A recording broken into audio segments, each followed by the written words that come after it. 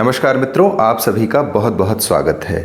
मित्रों, आज हम जानेंगे कि कक्षा 4 की हिंदी विषय की शिक्षण योजना किस प्रकार से बनाएं। अगर आपने हमारे पुराने वीडियोस नहीं देखे हैं तो आपसे आग्रह है कि आई बटन को क्लिक करके हमारे पुराने वीडियोस देख लें जो शिक्षण योजना से संबंधित हैं। हमने सिलसिलेवार तरीके से बताया है कि मिशन प्रेरणा के अंतर्गत जो नई शिक्षण योजना है ये किस प्रकार बनाई जानी है, इसके कौन कौन से चरण हैं। तो आइए देखते हैं इस शिक्षण योजना में जो कक्षा 4 के हिंदी विषय की है। आप देख पा रहे होंगे कि इसमें जो प्रकरण है वो है समानार्थी या पर्यायवाची शब्दों से पहचान।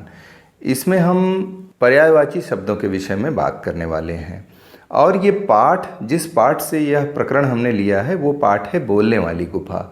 तो बोलने वाली गुफा पाठ से ही संबंधित हमारा एक वीडियो है, हमारे चैनल पर उपलब्ध है, आप जाकर उसको देख लें। वहाँ हमने बताया है कि कैसे शिक्षण योजना का निर्माण करेंगे, बोलने वाली गुफा के संबंध में कहानी की लेखन शैली का विकास बच्चों में कैसे होगा, किसी कहानी को उनको सुनाया जाएगा तो वो कैसे अपने शब्दों में उस कहानी को लिख पाएंगे, यानी उससे संबंधित लर्निंग आउटकम प्राप्त करने का क्या तरीका हो सकता है, उससे संबंधित क्या शिक्षण योजना हो सकती है, इसके बारे में हमारे उस वीडियो में विस्तार पूर्वक चर्चा की गई है। तो आइए इस शिक्षण योजना में देखते हैं कि पर्यायवाची शब्दों से पहचान कैसे होगी।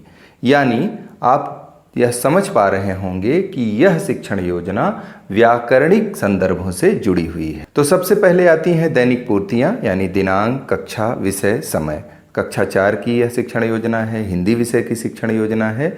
तो इसमें सबसे पहले आप क्या डिसाइड करते हैं? सबसे पहले आप डिसाइड करते हैं सीखने के प्रतिफल या लर्निंग आउटकम। तो लर्निंग आउटकम हमारा क्या होगा कि बच्चे समानार्थी या पर्यायवाची शब्दों को चिन्हित करते हैं, वर्गीकृत करते हैं। पाठ हमारा है बोलने वाली गुफा। प्रकरण जैसा मैंने बताया आपको कि समानार्थी या पर्यायवाची शब्दों से पहचान है। शिक्षण अधिगम सामग्री कौन कौन सी लगेगी? पाठ्य पुस्तक का सहयोग हम लेंगे और कुछ शब्द कार्ड हम लेंगे। शब्द कार्ड, कुछ कार्ड हम बनाएंगे जिसमें शब्द लिखे होंगे, जैसे चंद्रमा है, धरती है, पानी है, चिड़िया है, ये सारे शब्द उसमें लिखे होंगे। ऐसे शब्द कार्डों की हमको इस शिक्षण योजना में आवश्यकता पड़ेगी। अब आइए चलिए हम चलते हैं शिक्षण अधिगम प्रक्रिया में। शिक्षण अधिगम प्रक्रिया में पहला चरण होता है शिक्षण के आरंभ में। शिक्षण के आरंभ में आप अवगत ही हो गए होंगे कि सबसे पहले रोचक प्रस्तावना हमको प्रस्तुत करनी होती है।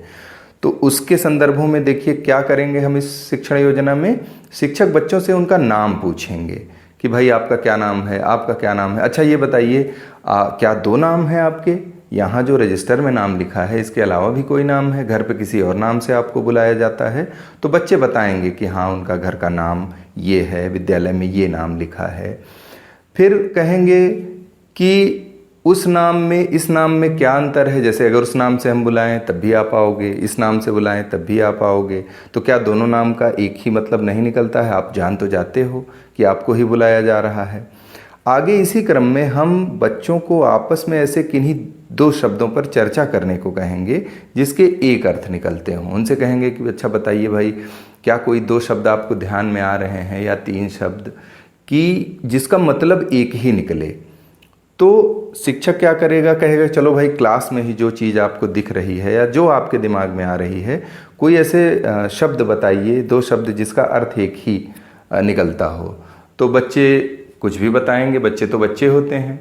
बच्चे बता सकते हैं कि मूड, कपार, खोपड़ी, ये सिर को, हेड को व्याख्यायित कर सकते हैं। या आसपास उनको बैग कह सकते हैं कि सर जी बैग है, झोला है, बस्ता है, इसका भी एक ही मतलब होता है।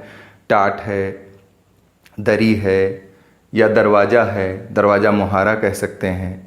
चाक है तो चाक को दुद्धि भी कहते हैं, तो चाक दुद्धि का भी एक अर्थ निकलता है। तो ये संभावित उत्तर बच्चों के आएंगे। यानी धीरे धीरे उनके मन में आप यह धारणा स्पष्ट करने की कोशिश कर रहे हैं कि ऐसे भी शब्द होते हैं, ऐसे 2 शब्द हो सकते हैं, 3 शब्द हो सकते हैं जिनका एक ही अर्थ निकलेगा।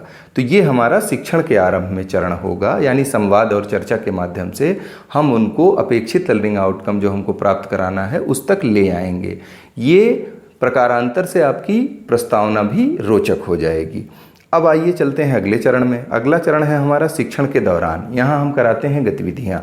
गतिविधियों में देखिए पहली गतिविधि जो हमने ली है वो गतिविधि हमने ये ली है कि शिक्षक क्या करेगा कि बच्चों को कक्षा के बीचों बीच में बैठाकर उनसे कहेगा कि आओ हम लोग एक खेल खेलते हैं। कक्षा के कोने पर एक एक शब्द कार्ड लेके एक एक बच्चे को खड़ा कर देगा। अब वो कोने पे जो बच्चे खड़े हैं उनके पास एक शब्द कार्ड है। अब बीच में जो बच्चे बैठे हैं उनसे कहेगा कि उस शब्द की पर्यायवाची जिसको आती हो वो बच्चा उठकर जोर से बोले। अगर वो सही बता देता है तो बीच से उठकर वो बच्चा उस संबंधित बच्चे के पास जाके खड़ा हो जाएगा, यानी उस शुद्ध शब्द कार्ड जिसका उसने उच्चारण किया है पर्यायवाची शब्द का या समानार्थी शब्द का, उस बच्चे के पास जाके वो खड़ा हो जाएगा। इस प्रकार अब अगला शब्द आ गया, जैसे मान लीजिए पानी आ गया, तो पानी में बीच में बच्चे हाथ खड़ा करेंगे और होड़ लग जाएगी बताने को। तो आप एक बच्चे से कहिए हाँ बेटा आप बताइए, तो वो कहेगा जल, नीर। तो उसको कहिए कि हाँ वेरी गुड, आप जाके वहाँ खड़े हो जाइए। इस प्रकार से आप देखेंगे कि सही उत्तर बताने वाले जो हमारे बच्चे हैं वो कक्षा के कोने खड़े जो बच्चे हैं क्रमशः उनके पास जाके जुड़ते रहेंगे, यानी उसके पास जाके खड़े होते रहेंगे। अध्यापक की क्या भूमिका आएगी? अध्यापक की ये भूमिका आएगी कि बच्चों से जो उत्तर प्राप्त हो रहे हैं उन उत्तरों को पहली बात तो सही उत्तर बताने के लिए प्रेरित करिए, आप उनको मदद करिए कि हाँ ये हो सकता है क्या, अरे ये क्या, ये हो सकता है। आप उसमें सपोर्ट की भूमिका में रहेंगे, आप सहयोगात्मक भूमिका में रहेंगे और उन शब्दों को ब्लैक बोर्ड पे लिखते चलिए। ब्लैक बोर्ड पे लिख दीजिए, अच्छा ये शब्द आ गया, हाँ हाँ तुमने तो सही बताया, इसका समानार्थी शब्द ये होता है, पर्यायवाची शब्द ये होता है, उसके सम्मुख आप लिखते चलेंगे। ये एक गतिविधि हो गई। दूसरी गतिविधि हम लोग करा सकते हैं। दूसरी गतिविधि जो हम लोगों ने यहाँ डिजाइन की है, शिक्षक क्या करेगा, श्यामपट्ट पर एक वर्ग पहेली की तालिका खींचेगा, एक तालिका खींचेगा और कहेगा कि हम लोग आइए अब एक पहेली खेलते हैं।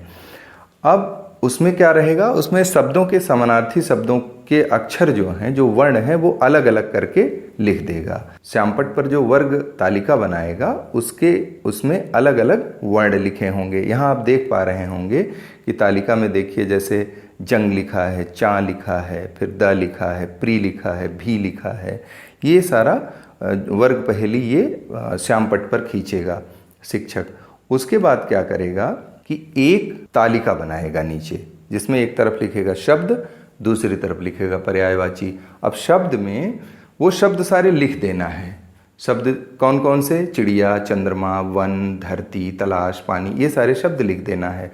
वर्ग पहेली उसने ऊपर बना दिया है जिसमें वर्ण लिखे हैं। अब बच्चे को करना क्या है, बच्चा जाएगा, एक एक बच्चा उठ के जाएगा और उसमें से खोजेगा। जैसे क्या खोजेगा, मान लीजिए वन है तो उसमें खोजेगा वन कहाँ कहाँ है, उसको वो घेरे में करेगा। और घेरे में करने के बाद सामने आपने शब्द और पर्यायवाची की अलग तालिका बनाई है, उसको घेरेगा और वन के सामने वन की जो पर्यायवाची है, जैसे ऊपर से खोजेगा वो जंगल, तो जंगल खोज के वन के सामने क्या लिख देगा, जंगल लिख देगा।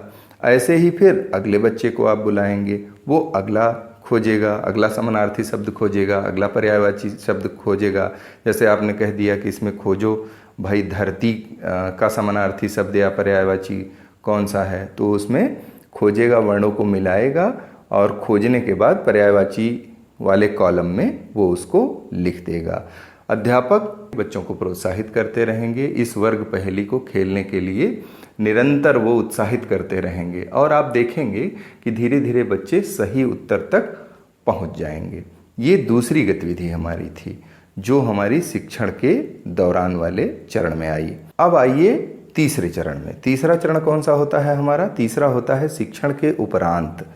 शिक्षण के उपरांत वाले चरण में हम करते हैं आकलन, आकलन संबंधी प्रश्न या आकलन संबंधी गतिविधि। तो इसमें क्या करेंगे, आकलन के उद्देश्य से शिक्षक क्या कर रहा है, बच्चों से कह रहा है कि भाई अपनी पाठ्यपुस्तक में से 5 शब्द खोजिए और उनके समानार्थी या पर्यायवाची शब्द खोज कर लिखिए तो जरा। तो प्रतिभाग और चर्चा के माध्यम से चर्चा करिए कि कौन कौन से समानार्थी शब्द हो सकते हैं। और अब आता है, अब आपको करना है समेकन, यानी जो लर्निंग आउटकम आपको प्राप्त कराना था उसके संदर्भ में आप समेकन करिए।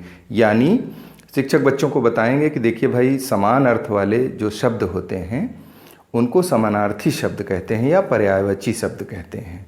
इस प्रकार से शिक्षक इस प्रकरण का समेकन करेगा। पर्यायवाची या समानार्थी जो प्रकरण है, जो लर्निंग आउटकम, अपेक्षित लर्निंग आउटकम प्राप्त कराना था, इस प्रकार से उसका समेकन करेगा। इसके उपरांत गृह कार्य आता है। गृह कार्य में बच्चों से आप पेड़ हो गया, घर हो गया, आग हो गया, इन शब्द के पर्यायवाची शब्द लिखकर लाने को कहेंगे। उसके बाद आता है हमारा शिक्षक की आगामी कार्य योजना। अब कक्षा शिक्षण आपने कर लिया है, अब आप आकलन करेंगे और फीडबैक लेंगे। इसी के हिसाब से अगली शिक्षण योजना का आप निर्माण करेंगे। इस प्रकार से इस वीडियो में हमने देखा कि कक्षा 4 की हिंदी विषय की जो शिक्षण योजना है, जो बोलने वाली गुफा पाठ से संबंधित थी, उसका प्रकरण हमने लिया था कि पर्यायवाची शब्दों से पहचान हमको कराना है। तो इसके बारे में हमने चर्चा की। मुझे उम्मीद है कि आपको ये वीडियो पसंद आया होगा और आपको शिक्षण योजना से संबंधित अवधारणा थोड़ी और स्पष्ट हुई होगी। अगर आपको हमारे वीडियोज़ पसंद आ रहे हैं तो वीडियोज़ को लाइक करिए, कमेंट करिए, शेयर करिए और हमारे चैनल को सब्सक्राइब जरूर करिए। बहुत बहुत धन्यवाद।